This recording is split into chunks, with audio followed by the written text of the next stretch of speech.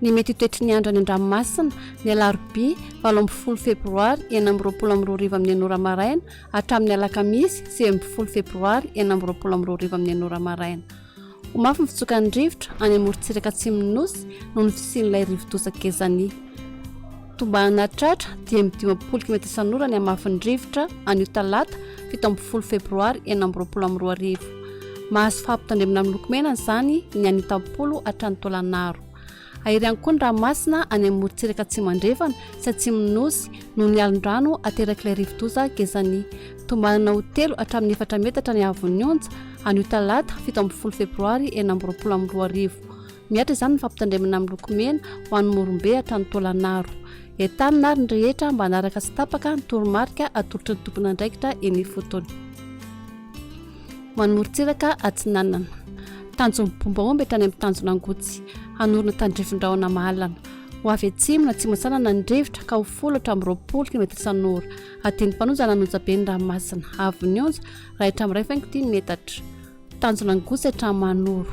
Hanorina tandrifin-drahona vitsy any avaratry Toamasina. Ho maina any Akafa. Ho avy atsinanana na avaratra atsinanana ny rivotra ka ho 10 hatramin'ny 20 km isan'ora. Ateny mpanonja ny ranomasina. Havon'ny onja 2 metatra. Manoro hatrany tolanaro. Hanorana manlefaka any atsimo mivangain-drano. Ho maina any Akafa. Ho avy avaratra atsinanana ny rivotra ka ho 20 hatramin'ny 30 km isan'ora.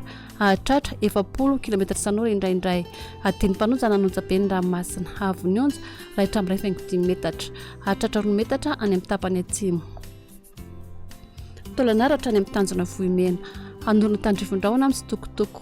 Ho avy atsimo ny rivotra ka ho 10 hatramin'ny 20 km isan'ora. Anonja-be na herin'ny ranomasina. Havon'ny onja 2 hatramin'ny 3 metatra.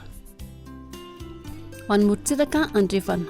Tanjona vohimena hatrany amin'ny tanjona kapoha. Andrahona amin'ny sitokotoko. Ho avy atsimo na atsimo andrefana ny rivotra ka ho 10 hatramin'ny 20 km isan'ora.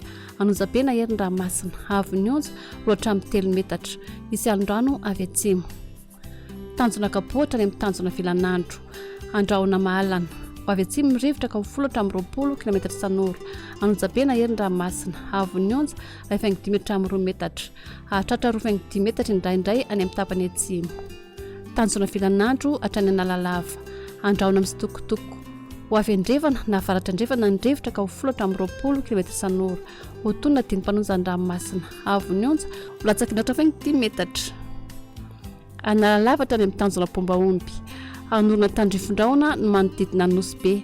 Andrahona vitsy any Akafa. Ho avy andrefana na atsimo andrefana ny rivotra ka ho 10 hatramin'ny 20 km isan'ora. Ho tony na dimy mpanonja ny ranomasina. Havon'ny onja ho latsaky ny 20 metatra.